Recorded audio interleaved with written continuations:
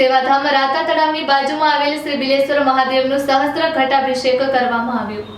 સેવાધામ રાતા તળાવની બાજુમાં આવેલ શ્રી બિલેશ્વર મહાદેવ મંદિરે શ્રી કચ્છી ભાનુશાલી ઔથવરામ સત્સંગ મંડળ એવं સંત શ્રી વાલરામજી મહારાજ પાંજરાપોળના સંયુક્ત ઉપક્રમે પરજન્ય હિતાર્થ અને કચ્છમાં સાર્વત્રિક મેઘમહેર થાય તેવી શુભ ભાવના સાથે શ્રી બિલેશ્વર મહાદેવનું સહસ્ત્ર ઘટાભિષેક કરવામાં આવ્યું, જેમાં 1008 માટીના ઘડાને પાણીથી ભરી અને તેમાં વિવિધ ઔષધિઓ નાખી શુદ્ધ મંત્રોચ્ચારથી શિવનો અભિષેક કરવામાં આવ્યું।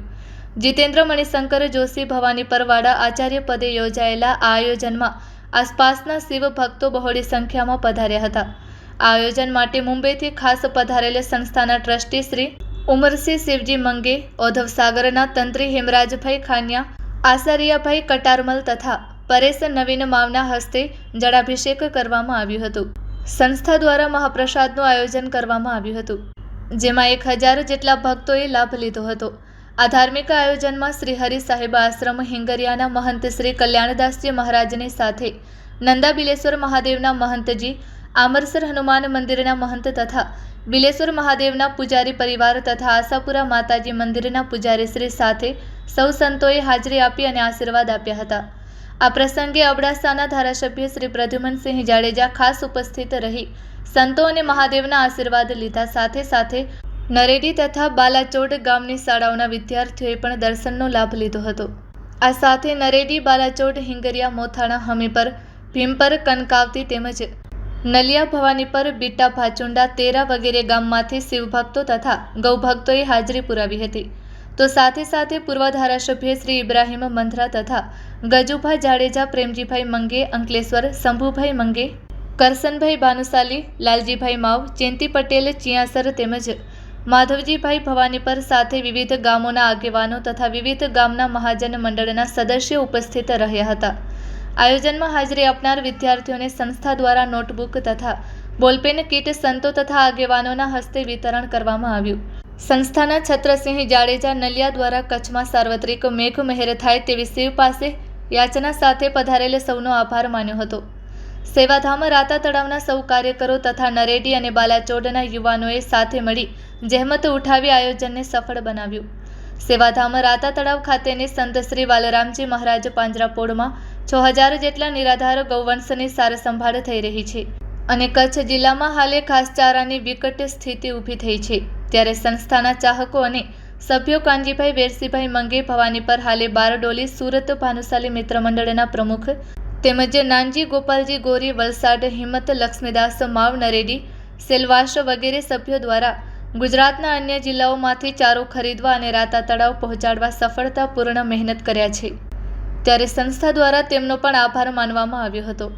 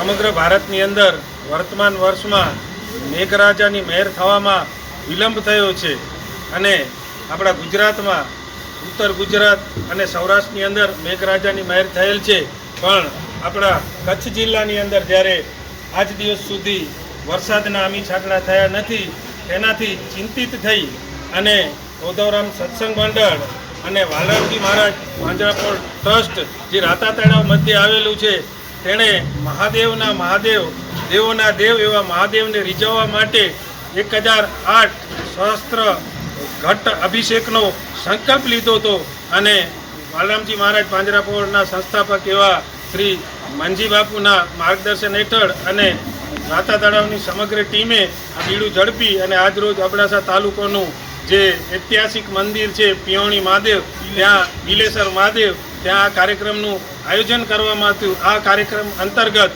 1008 ઘડાઓમાં પાણી પડી અને વિવિધ ક્ષેત્રના આગેવાનો, સ્થાનિક લોકો અને અમારા રાતા તળાવના સ્ટાફ દ્વારા મહાદેવનો જળાભિષેક કરવામાં આવ્યો છે અને મહાદેવને રીઝવ્યા છે.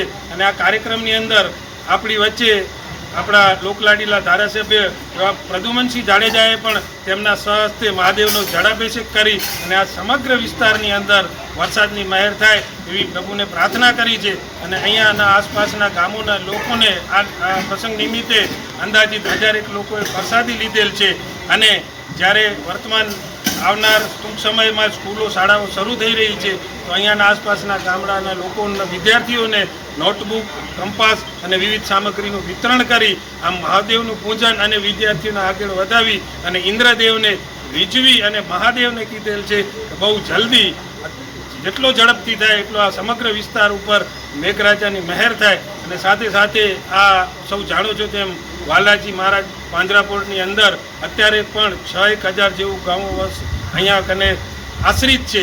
એટલે આ સંપૂર્ણ ગૌવંશ માટે તો જરૂરી, પણ આસપાસના ખેડૂત અને પાણીની પણ આવનાર સમયમાં તકલીફ ન પડે તે માટે સમગ્ર વિસ્તારની અંદર મેઘ મહેર થાય અને આ સમગ્ર ધરતી અબડાસાની અને સમગ્ર કચ્છની લીલાવંતી બની જાય ફરીથી. અને આપણો આ કપરો સમય આવવાની આપણાને જે ભીતિ હતી એ આવતી ઘાત આપણા ઉપરથી ટળી જાય તે માટે જળાભિષેકનો કાર્યક્રમ કરેલ છે. અને આ કાર્યક્રમની અંદર પધારેલ સર્વે નામી અનામીઓનો હું બંને સંસ્થાઓ વતી આભાર માનું છું. અને મારો જે રાતા તળાવનો સ્વયંસેવક જેને કહીએ જો હરેક પરિસ્થિતિની અંદર ખંભેથી ખંભો મિલાવીને કોઈ પણ કાર્યક્રમને સફળ પૂર્ણ કરે છે, એવી જ રીતે આ કાર્યક્રમ અમારો સફળતાથી પૂર્ણ થયેલ છે. અમારી પ્રભુ પાસે પ્રાર્થના છે બહુ જલ્દીમાં જલ્દી મેઘવર્ષા સમગ્ર સૃષ્ટિ ઉપર થાય અને આવનાર જે આપણાને ભીતિ લાગે છે કે ખેડૂતો ચિંતિત છે કે વરસાદ નથી થયો, ટૂંક સમયમાં જ વરસાદ આપણી પાસે આવે એવી મહાદેવને પ્રાર્થના કરે છે. સંત શ્રી વાલરામજી મહારાજ પાંજરાપોળ અને શ્રી કચ્છી ભાનુશાલી ઓદવરામ સત્સંગ મંડળ મુંબઈ દ્વારા સેવાધામ રાતા તળાવની પાસે આવેલ શ્રી નરેડી બિલેશ્વર મહાદેવ મંદિર ખાતે પર્જન્ય કૃપાર્થે અને કચ્છમાં સાર્વત્રિક વરસાદ થાય તેવા શુભ આશયથી મહાદેવને 1008 માટીના ઘડા ભરી અને એમાં વિવિધ ઔષધિઓ નાખી અને એનું અભિષેક કરવામાં આવ્યું હતું.